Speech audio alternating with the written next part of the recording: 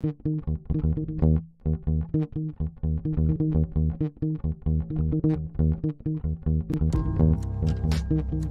October 2019, Arlington, Texas was chosen to be the home of a new national museum, unlike any other. The National Medal of Honor Museum will be a unique home of military history. The 100,000 square foot museum will house exhibits, archives, and artifacts relating to the 3,500 U.S. troops who have been awarded the medal, the nation's highest honor for valor in combat.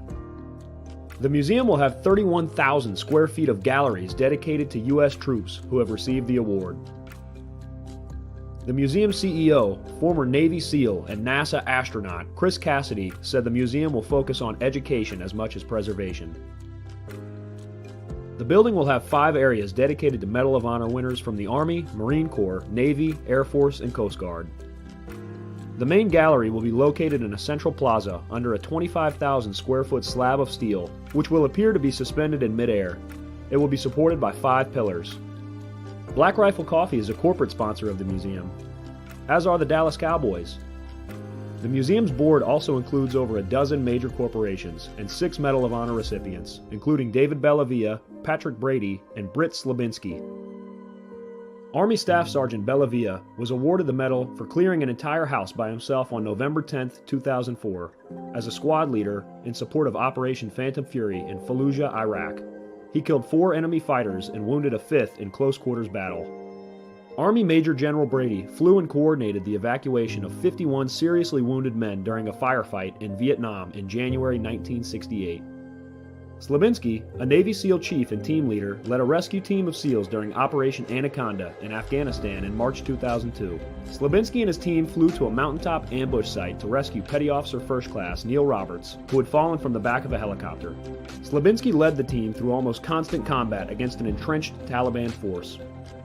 Along with the board members, former presidents Jimmy Carter, Bill Clinton, George W. Bush, and Barack Obama serve as honorary directors. The museum is expected to open to the public in late 2024.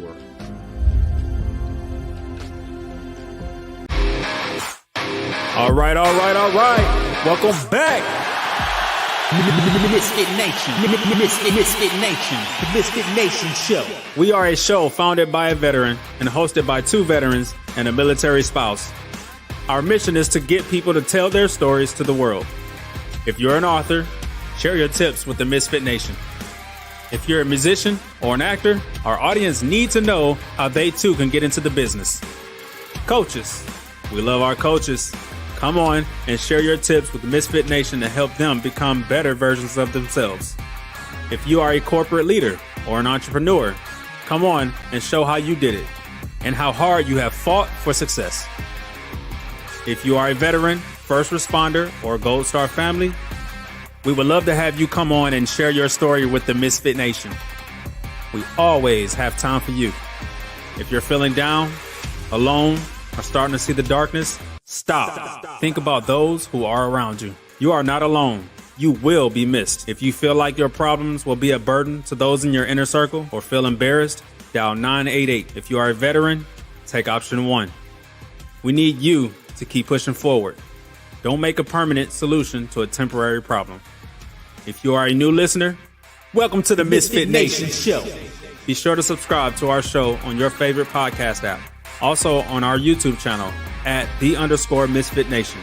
Subscribe and click the bell to keep you up to date on our latest episodes and all of our news. You can also find us on Heroes Media Group and About Face Radio. Now, let's get to the show!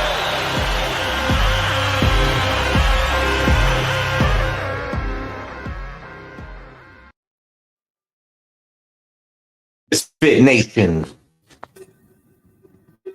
All right. Welcome to a Thursday after dinner show. RJ, how are you tonight? What's going on, Rich, man? Pretty good. I'm excited about today, man. We got Tracy today. Awesome, man. Glad to see you upright. I know you had some a little health issue earlier in the week, and we sent money as good energy to you as we could. I know you were on the Yes, East Coast. sir. We're in East Coast time right now, but we weren't close enough to help you out. But thankfully, you're with us tonight and doing well. Yeah, much better, man. Much better. Good. You got that care you needed. And Today we'll start the show a little, I guess, with a little solemn note. We lost 5 Marines in San Diego today in a helicopter crash. So everyone out there, let's raise them glasses and think about those families that are right now getting that notification that they lost their loved ones today in the helicopter crash off of San Diego, coming back from a training mission. That's probably the worst call to get after a training mission. You kind of you accepted it in combat. You know that, RJ. I mean, we were out there. You know, you expect to have the possibility, but in training, you don't want to see it, and it's a hard day for us. So tonight, like you said, RJ, we have a great guest, Tracy. She's the founder of Self-Made You and the co-host of Tracy and Gracie Becoming Podcast. Is a certified life coach who helps men and women learn how to think, to achieve goals, and overcome the obstacles in their life. So I think we'll just bring her on, RJ. What do you think? I think so, man. It's worthy. It's that time, man. It definitely. Let's bring it in. Tracy, welcome to the show. Welcome, Tracy. Thank you. I'm super excited about being here. This is going to be fun. It's awesome to have you, Tracy. Like me and RJ, we were just chatting about you, and it'd be great for you to tell the audience a little more about you, from as far back as you want to go to how we got to what we're doing now. Yeah. So I am a certified life coach, and I came to the life coaching industry in a very unconventional way. I spent 20 years in the advertising industry. I was an executive for a majority of that time. Absolutely loved the work. It was really fun working on kind of the sexy brands and working with the highly creative people. But I knew that I was meant to do something else. I always felt like I was an entrepreneur trying to fit into a employee's body. And I finally called time out after 20 years and decided that I was going to really pursue my bigger dream of owning my own business and really working with people in a more inspiring, purpose-driven way. And I know that I'm not unique in the fact that I had a lot of obstacles and challenges that I personally really, suffered through, like overeating and overdrinking.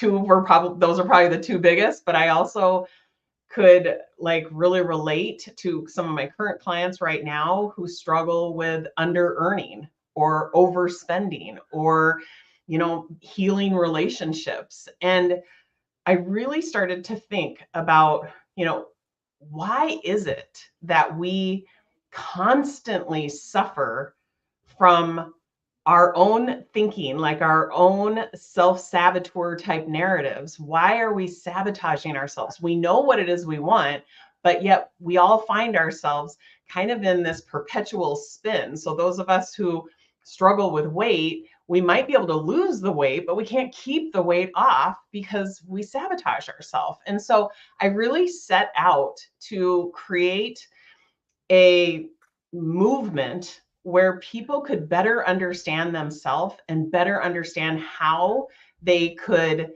learn to trust themselves, really learn to rely on themselves, stop thinking of themselves as the problem, the common denominator to all their problems, and start thinking of themselves as the potential solution. And so that's how Self-Made You was birthed. It literally was birthed from trying to overcome my own problems of overeating and overdrinking, and putting together a framework, a system that creates self-confidence, self-trust, self-reliance. And it can be applied literally in any circumstance, under any condition. So I know that I can teach your listeners how to rely on themselves. It takes about 5 minutes, and it's truly the education that I don't think many of us were afforded as young people. I remember going through school and being taught what to think, and then being tested on my ability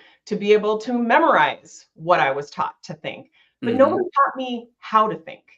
Literally, nobody teaches you how to think. And so that's what Self-Made You does. We fill that gap. And so majority of the time I'm teaching adults how to think, but what I find to be so fascinating is typically, if those adults have children, I end up coaching the children because they recognize the value and they're like, oh my God, why didn't anybody ever teach me this when I was younger? And I want my kids to know this. So I mean, I'm already like, why didn't somebody teach me this? Like you're saying like we're the solution, right? I'm like, how is I've gone so long where the solution is always outside of me, Exactly. And so explain a little bit. I know you was just kind of wrapping up on your spiel from the beginning of time to now, but I'm just so excited about this. I got to know, like, what do you mean by, the solution, that's being the secret to life? Yeah.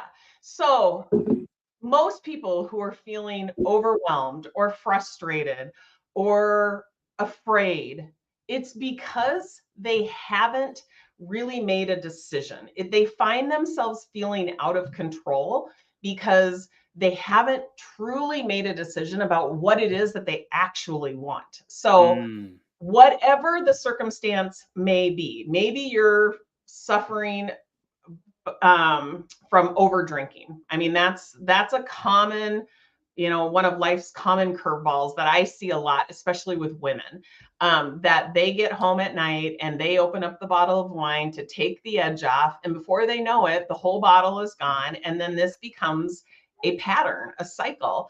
You can't spell solution without a bottle. Yeah. And so I want them to first understand what is the feeling that is really like perpetuating that, them going and reaching for the bottle.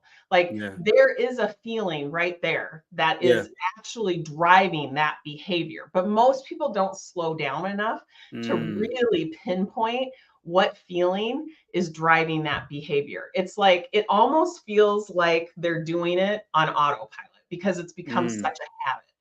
So a heightened sense of awareness around what's actually driving that behavior is really where we start. So is it stress? Is it disappointment? Is it overwhelm? It's typically an unwanted feeling, or what most people would call, quote unquote, a negative feeling that drives some sort of buffering type behavior, because we think that as human beings, we're incapable of actually allowing an unwanted feeling to be there. We think we need to run away from it, or we think we need to numb it, right? That's why most people will turn to food or alcohol, because they want to dull the feeling that they believe subconsciously that they can't handle. And so having a heightened sense of awareness around what is the feeling that's driving me to overeat or overdrink or overspend or under-earn, what is that feeling? Because it's just an emotion, and we are all capable of allowing a feeling to be there without having to like indulge in it or succumb to it or buffer it. We can just allow it to be there. But most of us don't believe that because about the way that we were brought up. We were taught, boys don't cry or get over it or shake it off, right? And it's like, emotions are actually meant to be felt. But we grew up in a society, in a culture that really doesn't support that. And so that's the first thing I want people to know. But second to that, I want people to really wrap their arms around learning how to trust themselves, learning how to rely on themselves, learning to stop trying to find the answer outside of themselves and instead utilize themselves. So I use the acronym SELF. SELF. Okay. So the S is start with a decision. What is it that you want? Now, this seems like such an obvious question to be asking yourself, but I promise you, most people in the heat of the moment, they don't ask themselves that question. And if they do, they don't answer it. They might ask it, and then they just don't answer it. So, and if they do, they don't get the answer anyway. This is back at square one. Right. Yeah. So you might ask yourself, what is it that I'm actually wanting? So instead of reaching for the bottle of wine, what is it that I want? I want to feel calm. I want to feel relaxed. Okay, why do I want to feel that way? So you're starting with a decision. You're asking yourself questions. What is it that I want? And why do I want it? That's another really important question to ask yourself. Why do I want it? You want to make it meaningful, and really like your reasons behind that. So that's the S. Start with a decision. The E is eliminate the self-sabotage. Now, we all, as human beings, we all have this 3-pound organ that exists between our ears called your brain. If you were to split it straight down the middle, the left side is what I call your primitive brain. And it's the part of your brain that runs on autopilot. It's missioned with keeping you alive. It's got a survival function to it. And it does that with a lot of very dramatic narratives. Like, don't do that, or you shouldn't do that. It has a lot of very like concrete. Isn't that like the side where it's like the fight or flight side? Exactly. Right? Yep. Exactly. So yeah. So it's just like hardwired in, just Yes. goes to what's comfortable for us. That's exactly right. So there are 10 narratives that are probably amongst the most common. The judge is the most universal, where you're either judging yourself, or you're judging others, or you're judging a circumstance. So, you shouldn't have said that to me, or I've never been able to lose weight, therefore I never will, or I'll be happy once I, achieve this rank.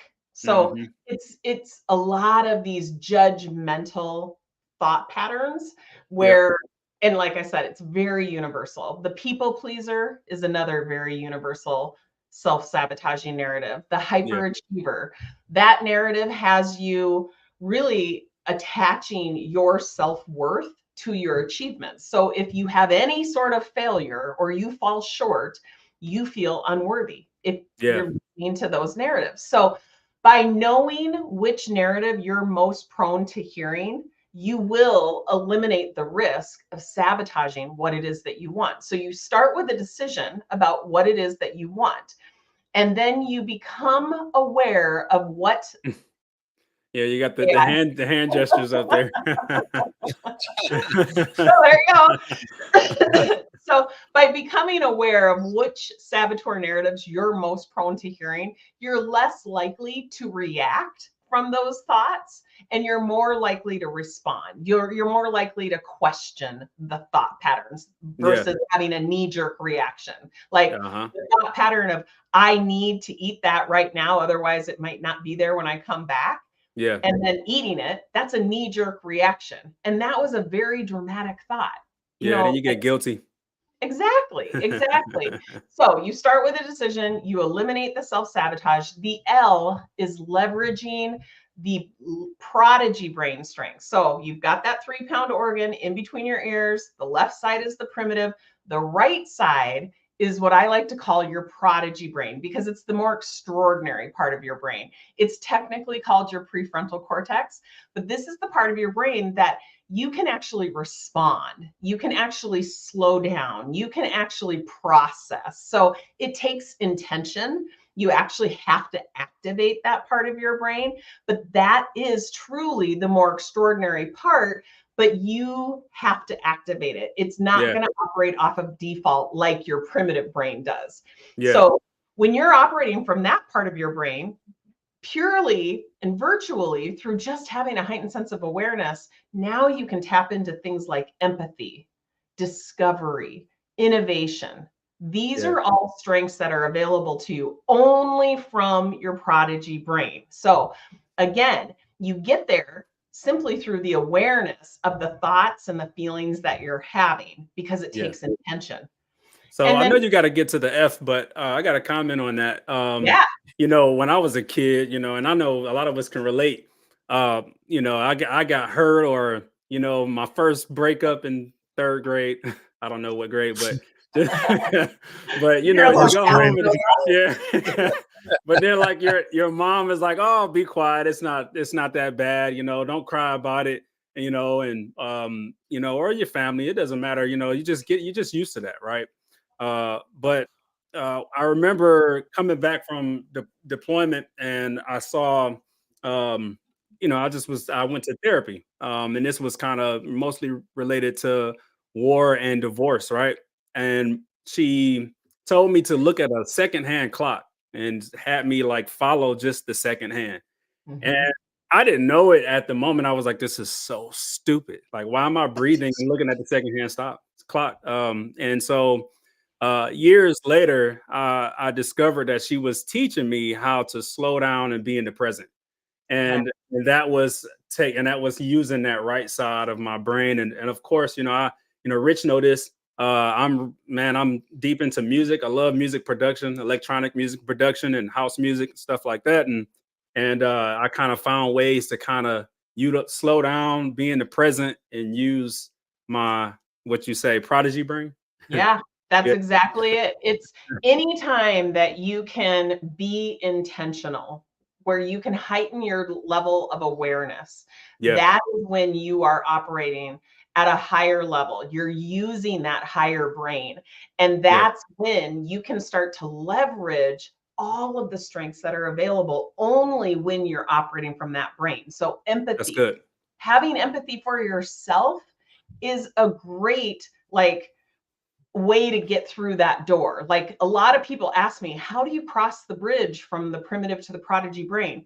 You can simply do it by asking yourself, like, what's the most loving and compassionate thing I can tell myself right now? Have empathy for yourself. Or if you can't do it for yourself, how about having empathy for somebody else? That emotion will get you operating from your prodigy brain. So discovery is another great strength. You can ask yourself, like, what are all the factors involved with this situation that I might not be noticing? So SEL, the final and fourth step is finish with a decision. So the first step and the fourth step are the exact same, but this final step is, what is the next best step that I can take that's so easy, it's hard not to do? So you decide what it is that you want, you eliminate the risk of self-sabotage, you leverage your prodigy brain strengths like empathy and discovery and innovation, and then you finish by asking yourself, okay, what's the next best step that I can take that's so easy, it's hard not to do? So it's so simple, right? And these compounded incremental steps is getting you to where it is that you want to be way quicker than if you were over here spinning out in your primitive brain fear-based narratives. One of our audience and former guest, Darren Davis, a great friend of the show, he put, this might not be a thing for Marines. So, he's straight up and honest. He has to try it. He has to try it. There's crayons involved and such, they can do it, but there's too many factors going on. Sorry, Willis. Oh man, that's funny. Maybe we can use colors, Crayola colors. I'm not sure that might help. Crayola is always involved. You know that you gotta get all the reds out, separate the colors, and whatever flavor that means to them, that's what works. Yeah. But I'm quite sure is. Go ahead, man. Go ahead, RJ. Oh no, I was just gonna say, I'm quite sure. You run into people like that too. I'm always skeptical about everything. And and to be hearing something like this for the first time, I'm like, come on, get out of here. That like. Like life is always demanding things from us and always wanting our time and always wanting us to be present for other things. And this really does kind of is good for today's society to be able to slow down, be in the present. The empathy part, I'll probably get there, but that's another a lot of us. Yeah. Well, and when you learn how to like start to trust yourself and you start to rely on yourself to navigate through some of these challenges, what you'll quickly realize is that you stop blaming outsiders, events, people, things for any of your challenges. You start taking ownership, and because you can and learn and build capacity to actually like get, figure out how to get over these obstacles yourself. And so I know that we can probably all agree there's a lot of finger pointing going on right now in our world.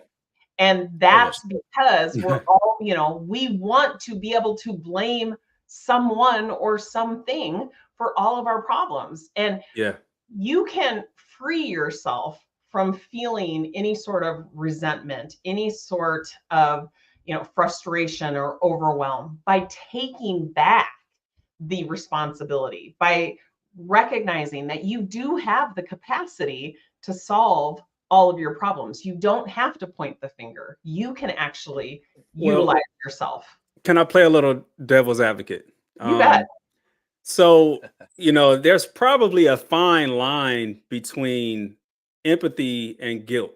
And so a lot of us don't want to, bring on that guilty feeling that, okay, well, instead of pointing the finger, I'm feeling guilty about something, or whatever, guilty that I failed my family, I'm not making enough money, or things of that nature. And then you feel guilt. But how do we shift that pendulum to where it's empathy and not guilt? Yeah. So guilt is not an emotion that is going to drive any sort of sustainable, long-lasting, positive behaviors. It's really going to hold you back from typically getting wherever it is that you want to go. It's definitely not going to be an enjoyable journey. You might get what it is that you want. Guilt might drive you to get what it is that you want. But I promise you, if you are suffering with guilt and shame, it's not going to be an enjoyable journey. So if you're going to go down that path and actually obtain whatever it is that you are wanting to achieve, why not do it from a place that actually feels good? Nice. So guilt is a choice. Yeah. And that's that can be a jagged pill right there. I know. But I promise you, guilt is a choice. You can choose to question the thought that is creating the guilt and the shame that you're experiencing. And you can start to poke holes in it, because I promise you, it's coming from the primitive part of your brain that is offering you a bunch of dramatic thoughts. And you don't have to think those thoughts. You do not have to believe them. You can choose to think and believe something that makes you feel even slightly better. Even if you go for neutral, it's better than guilt. Yeah. I like how you circled that back to, just asking yourself that question, and then boom, you're right there at the self acronym, start with a decision. I like that. Yep. All right. A lot of our listeners go through the self guilt thing, especially those who were in combat. They had that guilt thing saying, why them, not me? Or why did it happen this way? And I'm here and they're not here. Mm-hmm. And I understand the primitive brain and all that. And how do they, I guess, fight that to come back to saying, how do I build and grow stronger from this? Yeah. So it is all about self-coaching. It's asking yourself, it's continuing to keep the conversation with yourself going. And like I said earlier, it's really easy for me to sit on this side of the computer and say, you have to ask yourself these questions, and don't forget to answer the questions. I know that I'm talking to people who have been in extraordinary circumstances that I will likely never see. So first off, I would say be gentle with yourself, be kind to yourself. None of you asked to be put in that situation, but you were. So have some empathy for the circumstance that you found yourself in. And when you have that kind of empathy, you start to crack the door open into discovering other factors.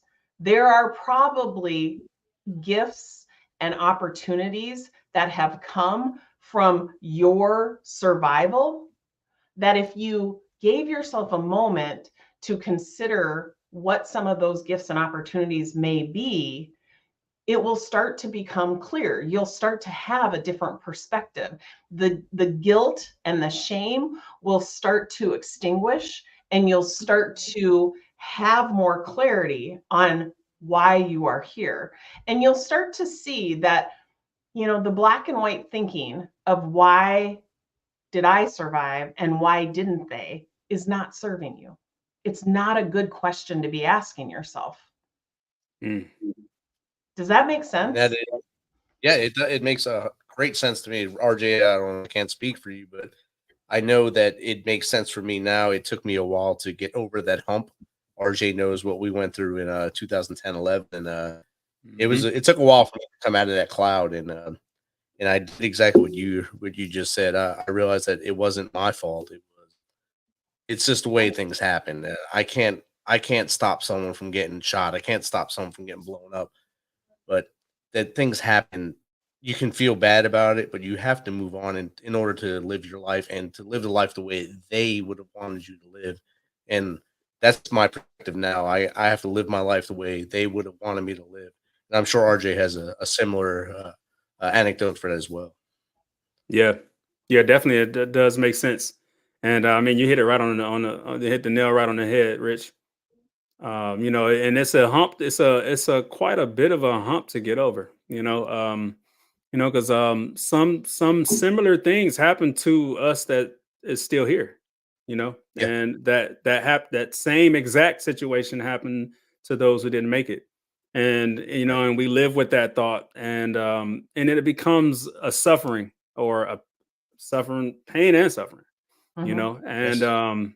and so it's just, and I don't know, it's just it's just one of those things, just gotta, it is like I said, it was just a big hump to get over. And it took me quite a lot. And sometimes I still kind of, I have my moments, right? But I, I'm I'm s- I'm stuck here because something just come up. Like, why did I just say, why do we use pain and suffering, right? So that brings my next question. Yeah. Um, I think I think that there's a difference between yeah, pain and suffering. I think pain has a purpose. I think pain will serve as an indicator for us, and we can learn from it, yeah, and it will really kind of trip us, like kind of trigger us yeah, to make a choice.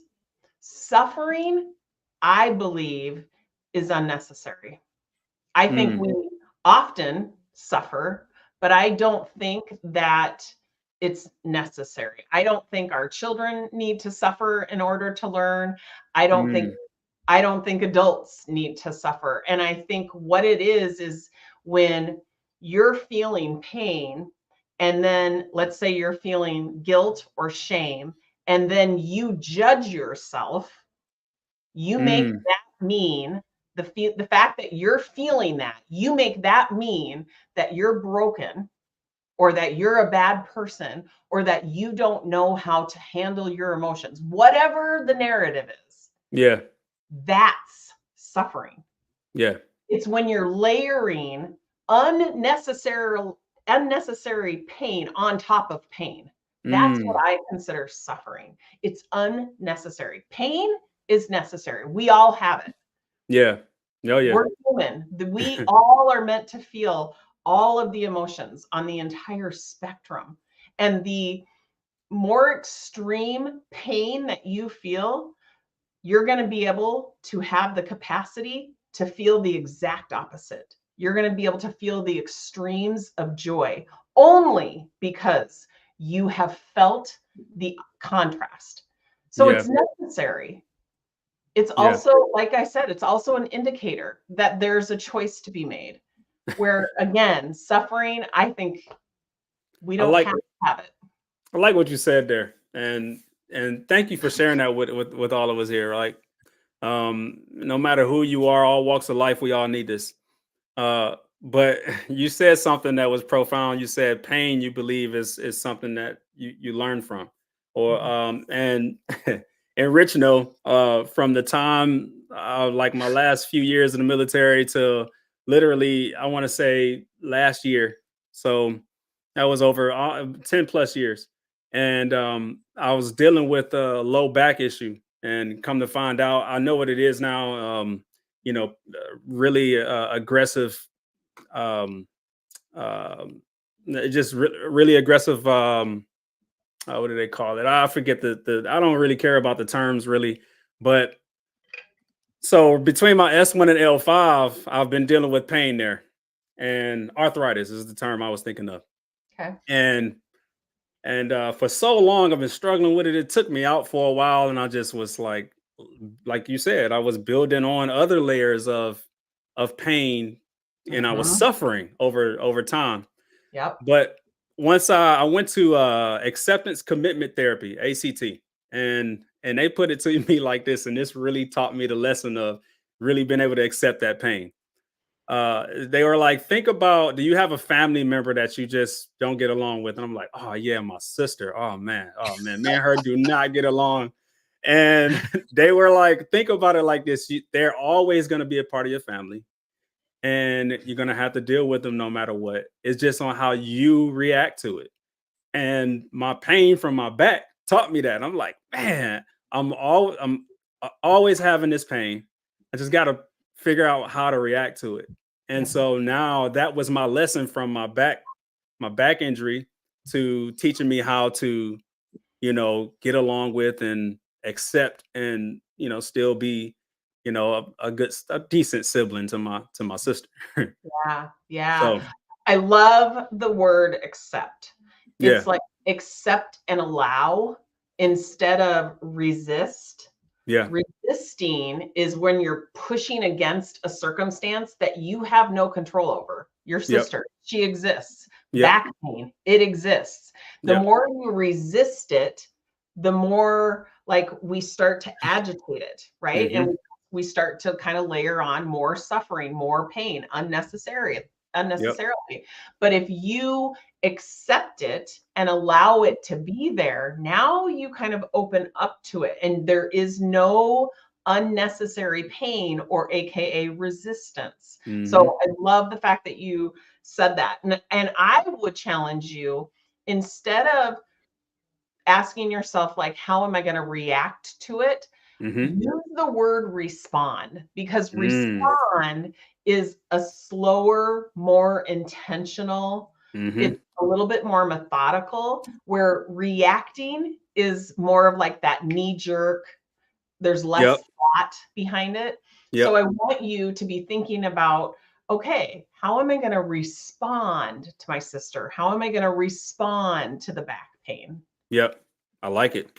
And those are, I agree now, those are not interchangeable words. Two totally different words. Yep. Exactly. And it gives you a lot more control. You will feel way more empowered. Yeah. So there's a choice, a decision I have to make. That's exactly it. Yep. A very you got conscious this, RJ. Nice work. He's on it. He's on that recovery mountain, so he's doing great. Been climbing that mountain, and he's doing great things. And he knows I say this to him all the time. I'm so proud of where he is now, based on when I forced him to come on here. Forced him to come on here and explain himself to the world, and he's doing much better now. Yeah, and we've been talking about a lot of 100% night and day difference, and you can look in the mirror and see that yourself, and you know how happy you are now and how free you are. We've been talking a lot about you and making decisions for you and yourself. What's the difference between you and yourself, Tracy? Oh, so you, like, when people think about the physicality of a human, and they kind of think about, what they see when they look in the mirror, it's kind of the physical manifestation of you. I like to think of you and yourself, it's kind of a duality, and self, I think, is conceptually, it's your past, your present, and your future. And you get to decide the narratives that go along with your past self, your present self, and your future self. And it takes some ingenuity, it takes some creativity. I think when you realize that nobody gets to narrate that story of your past, present, and current self, it's such an empowering place to be. And you get to decide who that person is. And so it's very different when you think of yourself as the past, present, and future, that you get to script, you get to orchestrate, you get to architect, versus the you that's staring back at you in the mirror, the physical manifestation. Does that make sense? Yes, it does to me. RJ, how about you? Yeah, I love it. I think that was straightforward to me. I mean, that's pretty good. And I know every day as we wake up, we start making decisions. Do I want that nice warm bed? Do I want to go into work? Do I want to call in and say, hey, I can't make it today? What is the critical step people miss when they're making these life-changing decisions, like going to work in the morning? I think it's really not understanding yourself. It's really like following some sort of script, doing what you think other people would want you to do, following the cultural norm, and really not asking yourself what it is that you want and why, and really making sure that you like your reasons. Like, it's the people pleasing, like, saboteur narrative that runs rampant. There are so many people out there just living to people please, and that's a very manipulative way of living. It's not a very honest way of living. You're like, Not at all. you're sacrificing what it is that you want, like, at your own expense, and you're not being very authentic, very genuine, very, transparent. You're living almost like a lie. And I promise you, the people pleasers out there are probably nodding their head because they're full of resentment. They don't want to have to make these sacrifices, but they do it because they think that it's, how they're going to win people over. So the antidote to that is making decisions ahead of time. Like, asking yourself, what is it that I want? And do I like my reasons for making that decision? Yeah, Definitely. Wow. Yeah, that's good. I like what you just kind of made me realize, that when you are your authentic self, your authentic and genuine self, you leave room for compromise as opposed to sacrifice. Absolutely. Yep. Yeah. Yeah, you don't have to defend it, right? Yeah. Like, yeah, you can leave room for compromise. I talk to my clients every single day about making a decision ahead of time. It's like the most empowering, like, strategy you could ever deploy. Make a decision ahead of time so that you don't find yourself in these knee-jerk reactions. And here's the deal. The reason why people don't make decisions is because they're afraid. They're afraid of failing. Well, here's the good news. You can make a completely different decision in 10 minutes, like 10 minutes later. Nobody is going to hold your feet to the fire and say, you just made this decision. You have free will. You can make another decision 10 minutes down the road, right? Like, but people don't make decisions because they're so afraid of failing. Well, here's the reality. If you don't make a decision because you're afraid of failing, you're failing ahead of time. That's all that's happening. When I first got my dog, his name was Sarge. Right now, my one of my best friends is he's living with him now. But when I first got him, he was just so tiny. He ended up learning how to get up the stairs, but he was scared to come back down the stairs. And And I was like, man, you just got to do it. So, I kind of was just like, give him a little nudge, like just to kind of help him along the way. I knew his goal was to get to the bottom of the stairs, but how, I didn't know how he was going to do it, but he ended up falling and tumbling down. I was like, well, you made the choice. You made it. You reached your goal. So I kind of used, yep.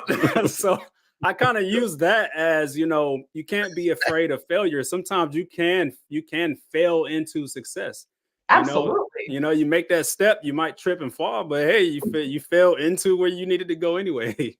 Yeah, I know. I mean, we started off talking about how I felt like I was an entrepreneur trying to fit into an employee's body.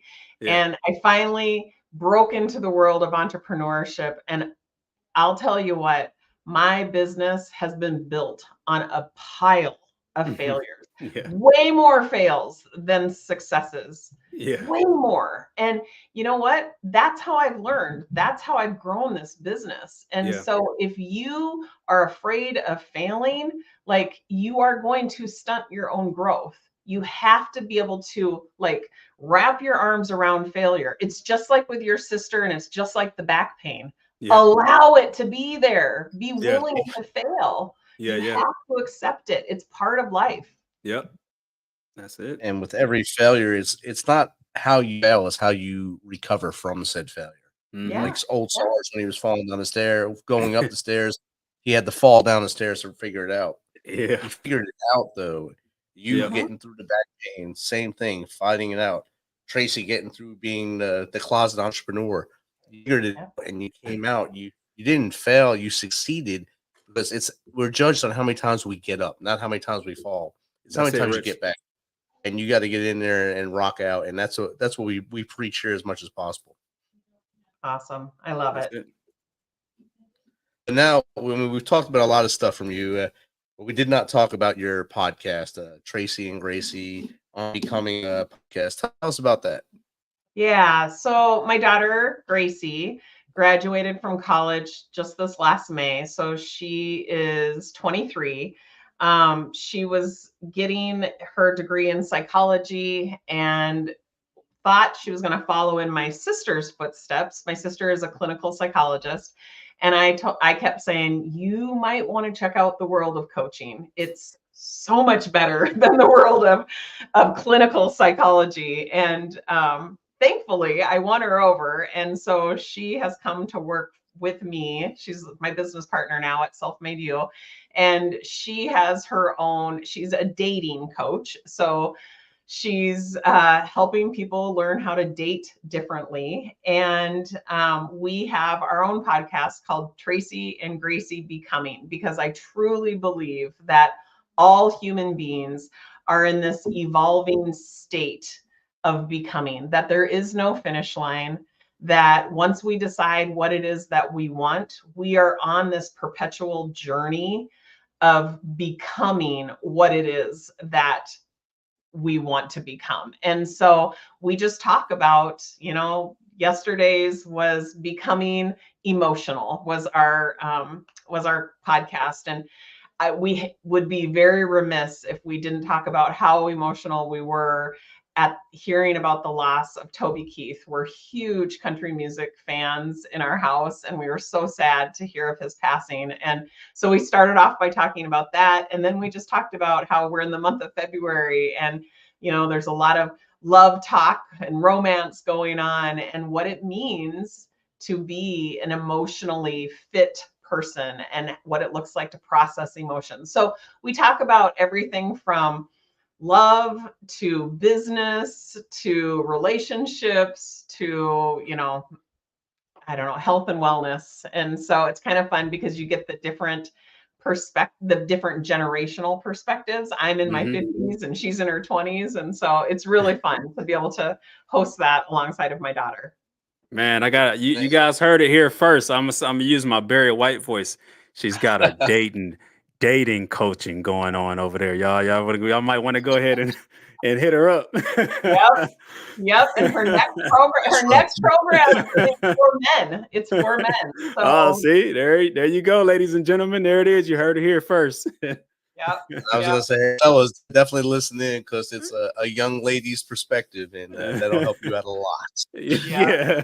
She's killing Bring it. all the notebooks you got. Yep. She's killing it. She gives great advice, and she's got a huge following. So yeah, you definitely have to look her up. That's awesome. Well, I guess we have to get her on the show here soon too, to maybe teach us some lessons that are RJ. Yeah, I'm telling you, I know nothing. It's a huge curve, man. Huge curve. Yeah. Tracy, this has been awesome chatting with you for the last 50 minutes. I can't believe it's been 50 minutes already. It's been pretty quick. Yeah. What's the best way for anyone in the audience to get in contact with you, for maybe just to chat with you, or maybe to get you to come on their show? Yeah, you can find us at www.self-made, M-A-D-E, and then the letter U.com. We have tons of free resources. We have free coaching opportunities, group coaching, one-on-one coaching, programs, you name it. And so just go to that website. That's kind of our one-stop shop to being able to get in touch with us and all of our social media channels. Outstanding. And Tracy, we always ask this before we let a guest leave. Can you give 3 tips to our audience to maybe live a better life and be more successful?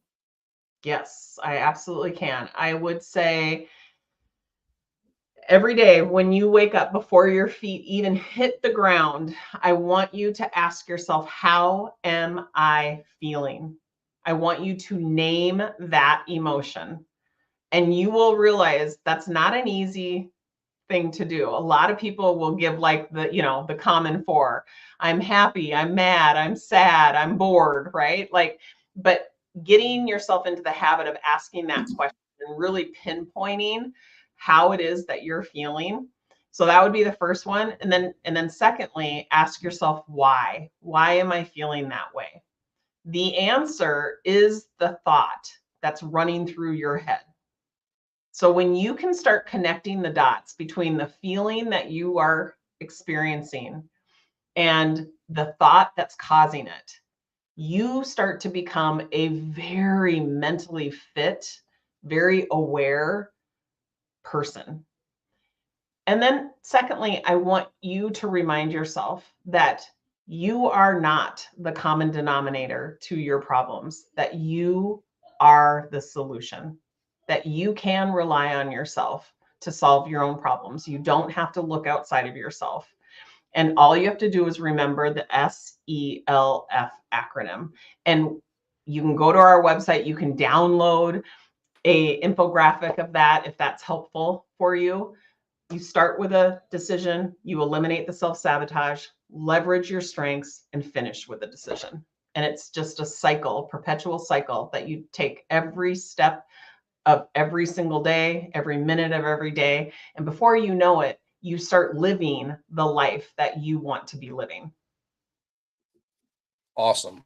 Nice. Thank you, Tracy. Great advice. RJ, you have any closing comments? No, I can't top that one. That's good. Thanks for having me. It was so fun to meet you guys. Yeah, likewise, Tracy. Thanks for having you on here. And if we can ever help you in the future, maybe if RJ or I can come on your show and maybe just share some of our brain waves with you, we can add value to it. Yeah. It'd be awesome to come out and hang out with you. Yeah. Awesome. Thanks, you guys. Thank you. Have a good night. Bye-bye.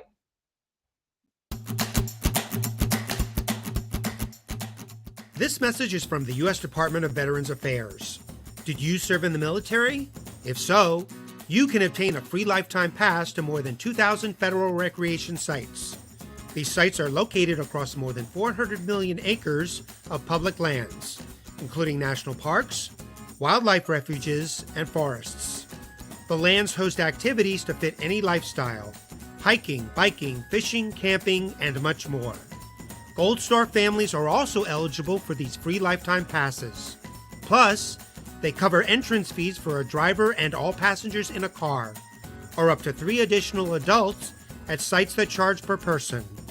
Obtaining one is easy. Just go to the National Park Service website, nps.gov, or the National Park Service app.